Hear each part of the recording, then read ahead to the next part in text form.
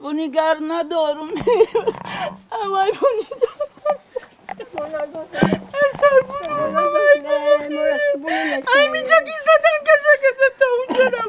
مادر شهباز شریف بیگ، مادر جوانی تاجیکی که ویدیوی او درباره شیوه بردن برادرش به ارتش خشم کاربران شبکه‌های اجتماعی را برانگیخت. من نتیجه دهم عصبانی که چی کرد؟ سیان کرد. انا تو سیان کردیشته برد.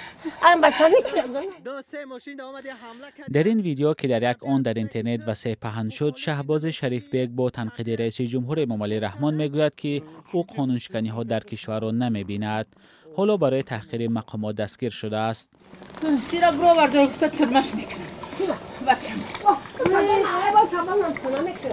سربا نداری کجا میره دیگه میگه دست شما یگان کار نمیآید. شهباز شریف بیگ در ویدیو میگوید که مقامات روز 14 اکتبر آمده برادرش صادق جان شریف بیگ را به زور به ارتش بردند و به قول او بیبی و مادرش را هم زدند.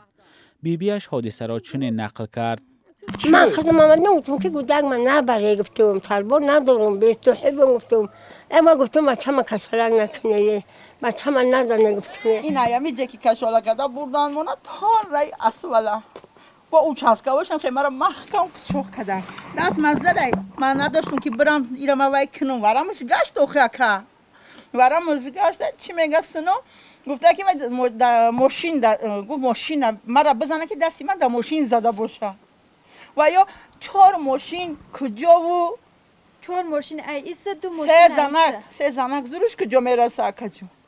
مقامات انتظامی وحدت هنوز به این ادعاها واکنش نشان ندادند ولی گفتند شهباز با امر دادگاه برای 10 روز بازداشت شد. بردیان در اینمی عدل 15 شبانه گفت مرا فریب کردم که 10 سوتکا جواب میتیم شد حالا میگن محکمش میکنم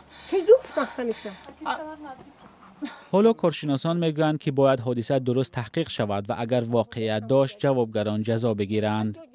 به طور عاجل با دخالت رهبری سیاسی کشور نسبت به کارمند مسئول جماعت دهات و دیگر نمایندگان مقامات کارهای داخله و غیره تدبیرها اندیشیده شود.